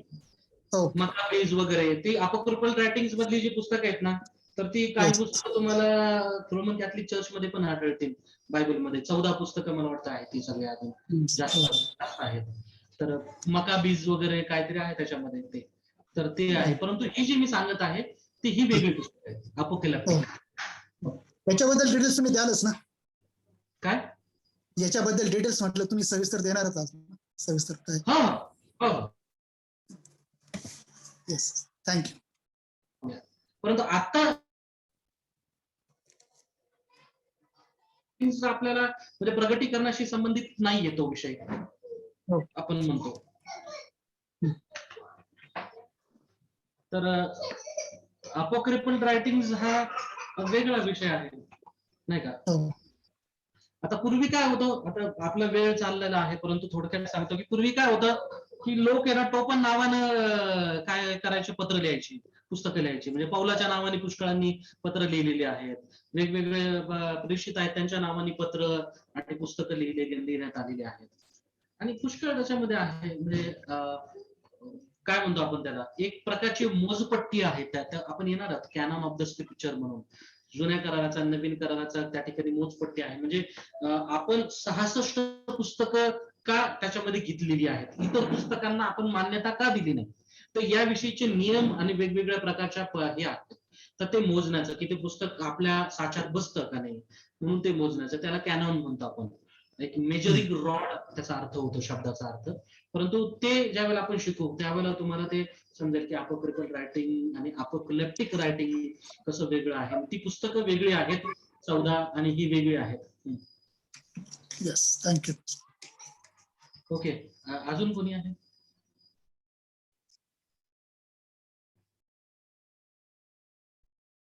मी स्क्रीन शेअरिंग स्टॉप करतो. ओके,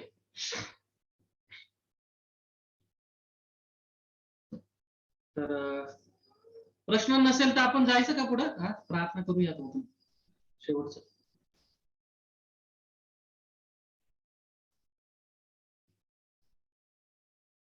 ओके पाळक साहेब, ठीक आहे.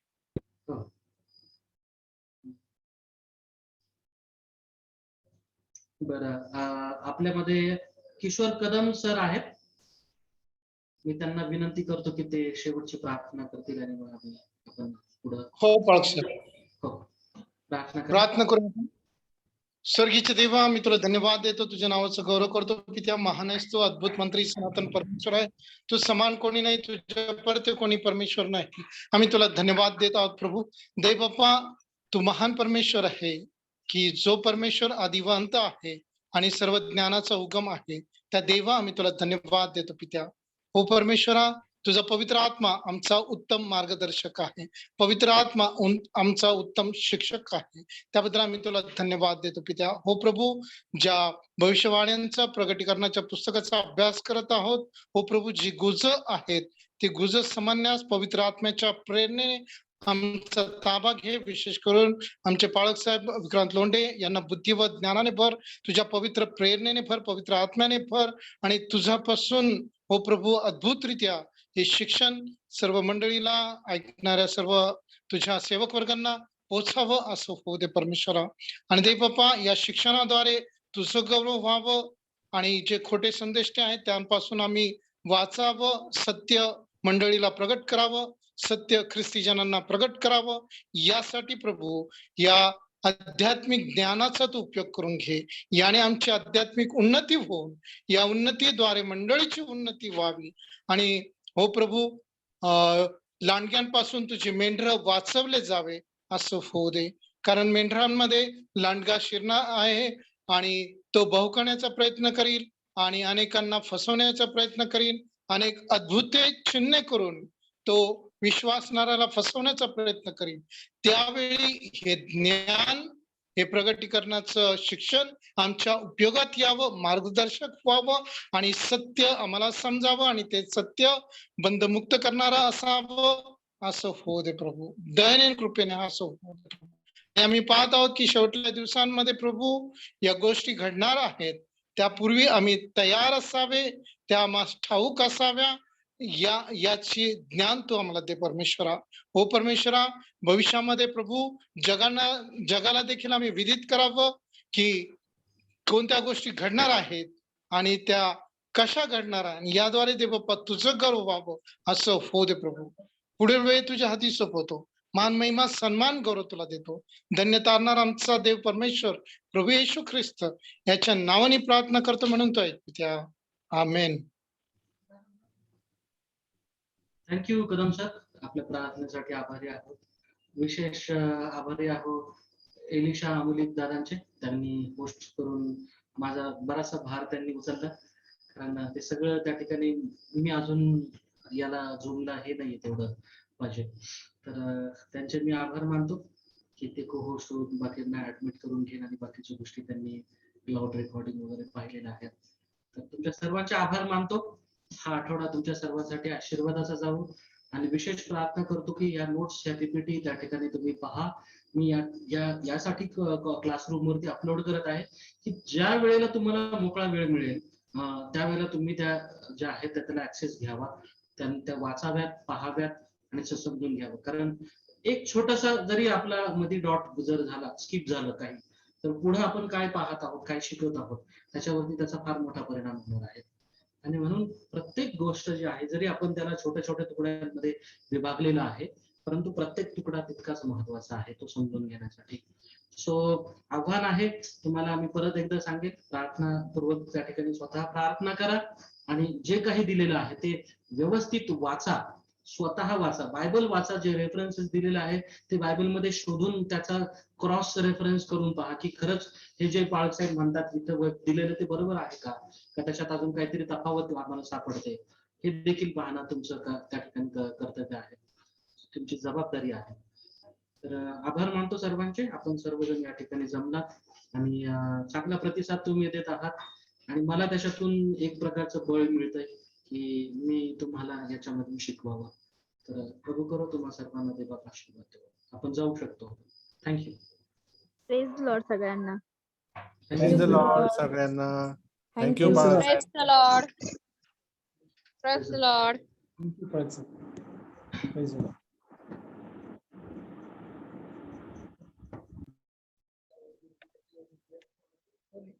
जाताना निदान कॅमेरा ऑन करून दाखवलं कोण कोण होतं, तरी आम्हाला त्या ठिकाणी चांगला आनंद वाटेल तुम्हाला काय.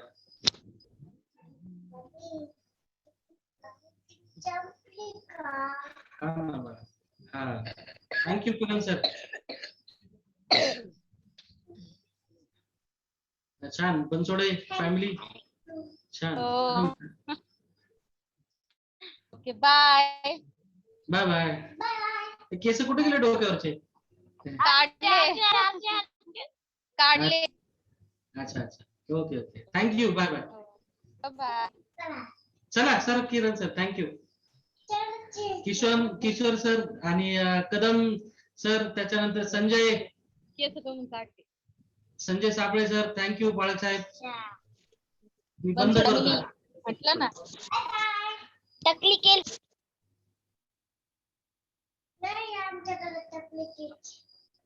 Do you want to stop cloud recording? If yes, you will receive an email notification when the cloud recording is ready.